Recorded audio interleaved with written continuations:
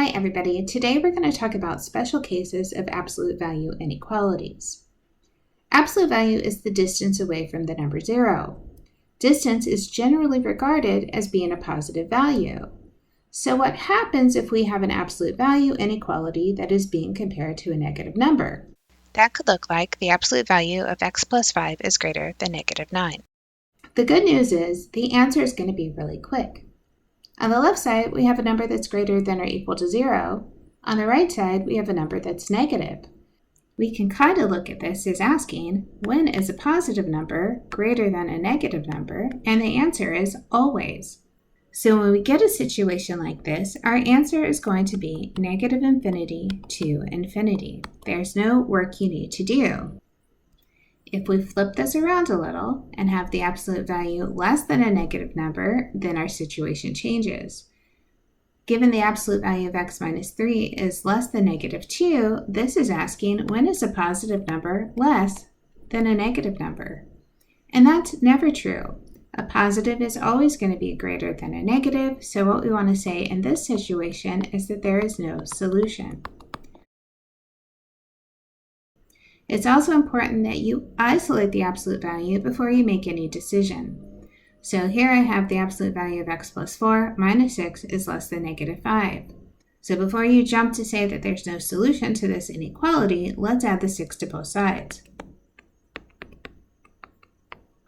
Adding the 6 gives me the absolute value of x plus 4 is less than 1. Now that we have a positive value on the right side, we do want to go further and break this into two parts.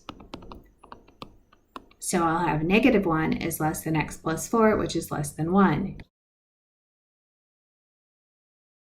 Then you can subtract 4 everywhere to get negative 5 is less than x, which is less than negative 3, as an interval that's negative 5 to negative 3.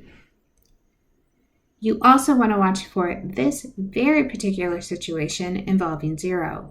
I have the absolute value of x minus 3 plus 5 less than or equal to 5, and I have the absolute value of x minus 3 plus 5 strictly less than 5.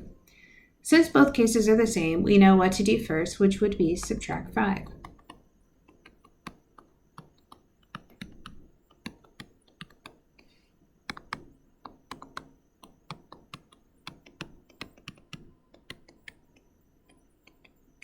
By reduced cases, say, absolute value of x minus 3 is less than or equal to 0, or absolute value of x minus 3 is less than 0. What you really have to watch here is that equality versus the strict inequality.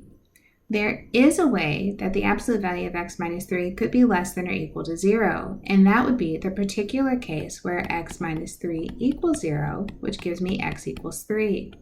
So here's a unique situation in which an absolute value inequality only has one solution and we don't get an interval. The other side, where I have the absolute value of x minus 3 is less than 0, there is no solution. There is never going to be a time where the absolute value is negative, which is what this inequality is saying to us. So be really careful with negatives on the right. Also be careful with values of 0 and pay attention to strict inequality versus the situations that do allow equality.